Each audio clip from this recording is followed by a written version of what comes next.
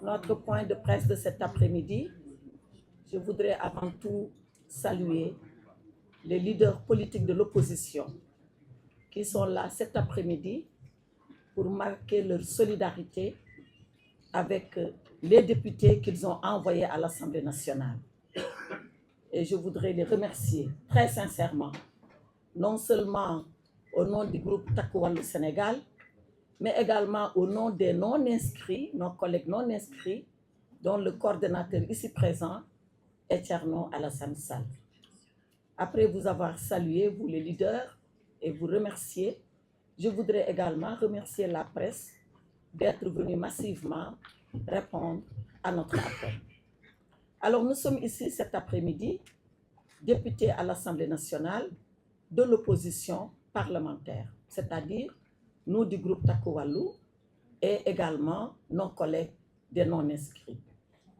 Ce qui nous amène ici est une situation absolument grave, en tout cas insoutenable, inadmissible, qui a prévalu à l'Assemblée nationale à l'occasion de notre séance plénière du lundi 29 juin, où à l'ordre du jour, il nous avait été demandé d'adopter la réforme constitutionnelle sur proposition du groupe parlementaire PASTEF, les Patriotes.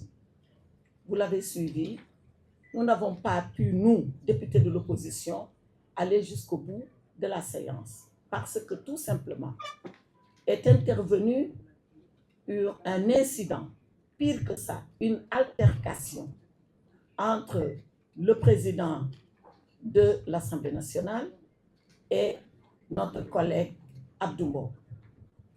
Abdou Mbow qui a été violenté, mais pire que ça, dont le droit à la parole a été arraché par M. Ousmane Sonko. Tout le monde sait, et ils y reviendront tout à l'heure, qu'au terme de notre règlement intérieur, qui, je le rappelle, est une loi organique, tout député a la possibilité, avant que le débat de fond ne soit engagé, de demander la parole par rappel au règlement pour introduire une question préalable. C'est ce que Abdou Mbow a fait. Et cette question préalable doit suivre une procédure qui elle-même est réglementée par le règlement intérieur. Cette procédure indique que, une fois que le député a posé les termes de sa question préalable, qu'il soit donné la parole au président de la commission, ce qui a été fait, à l'auteur de la proposition, ce qui a été fait, au rapporteur de la commission, ce qui a été fait, et à la suite de ces trois, que encore l'auteur de la question revienne, s'il le souhaite, d'ailleurs 2 fois, s'il le souhaite, pour prendre la parole. Après qu'Abdou ait posé sa question préalable, il a été donné la parole à notre collègue Abdoulaye Tall, président de la commission. Il a été donné la parole à notre collègue rapporteur. Il a été donné la parole à notre collègue qui a proposé le texte de loi. Et Abdou Mbow a voulu répliquer parce que tout cela est permis. Et le président lui a refusé ce droit. Non seulement il lui a refusé, mais vous avez vu comment nos collègues députés, et d'ailleurs des députés femmes, sont venus pour le violenter jusqu'à ce que la gendarmerie, le GIGN en l'occurrence, l'évacue de la salle. Et je voudrais, à cet instant précis, saluer l'esprit de solidarité de tous les députés de l'opposition. À l'unanimité, nous de notre groupe presque normal, mais ceux des non-inscrits qui sont ici avec moi, avec nous, et dont certains sont absents, à l'unanimité ont quitté l'hémicycle tellement ils ont jugé l'attitude du président inadmissible et inacceptable. Je voudrais les remercier, je voudrais les féliciter et je voudrais leur dire que nous avons beaucoup apprécié cette marque de solidarité dont ils ont fait preuve, non pas seulement avec Abdou Mbow, mais avec nous tous du groupe Takku Wallu. Et je pense qu'ils l'ont fait d'ailleurs au nom de toute l'opposition du Sénégal. Je voudrais les en féliciter très chaleureusement et dire que ce qui s'est passé à l'Assemblée nationale, nous ne l'accepterons pas. Et nous continuons à ne pas l'accepter. Je parle sous le contrôle du président Amadou Mame Diop, qui a présidé la 14e législature dans des conditions difficiles, mais dont le calme, le caractère sérieux, la pondération a permis que cette 14e législature aille jusqu'au moment où le président Diomaye Faye a décidé de dissoudre l'Assemblée nationale. C'est ça qui est requis d'un président de l'Assemblée nationale. Je voudrais ne pas trop monopoliser la parole.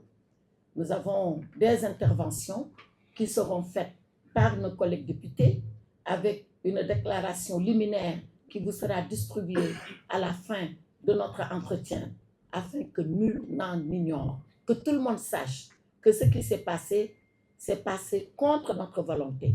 Parce que beaucoup, après, nous ont dit, mais que pensez-vous finalement de la proposition de révision constitutionnelle? On ne vous a pas entendu, mais on ne nous a pas permis de nous exprimer. On ne pouvait pas, dans ces conditions et dans ces circonstances-là, alors que nous avions sérieusement travaillé, les non-inscrits, nous du groupe Takku Wallu, pour préparer, ordonnancer nos interventions et dire à l'attention de l'opinion nationale comme internationale ce que nous pensons de cette révision qui, bien évidemment, n'en est pas une, en tout cas une que nous pouvons accepter, parce que si on va jusqu'au bout de cette révision, l'objectif qui est poursuivi, c'est de mettre le président de la République sous contrôle. On n'est plus dans un régime d'institutions qui s'équilibre, mais on est dans un régime où c'est la majorité à l'Assemblée nationale qui va mettre le président de la République sous contrôle.